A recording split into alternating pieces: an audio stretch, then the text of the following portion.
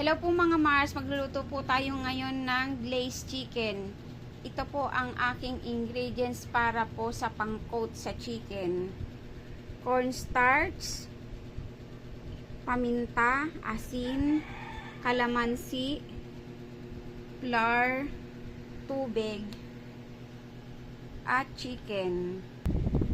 Ito naman po ang ingredients natin para sa sauce. Meron po tayong tubig, paminta, bawang, sugar, butter, at toyo.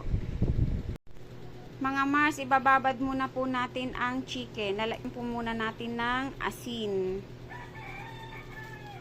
Then, lagyan po ng paminta. Lagyan po ng kalamansi.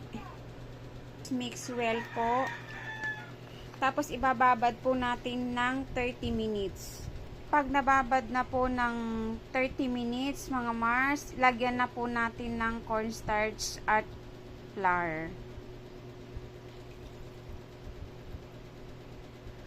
Tapos, mix well po.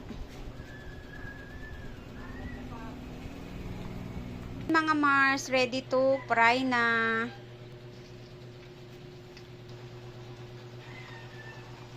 Kapag na-fry na po ng ganito mga Mars, gagawin na po natin ang sauce. Ito na po, unahin na po natin ang butter.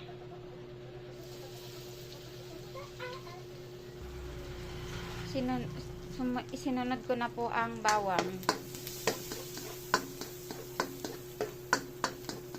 Sunod na po natin ang toyo.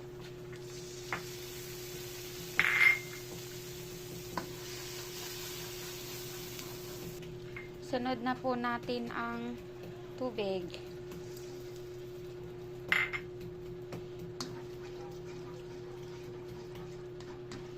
Sunod na po natin ang asukal.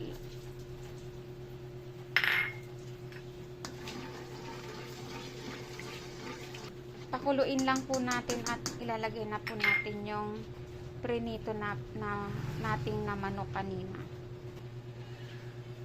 Pagka malapot na pong ganyan, ilagay na po natin ang chicken.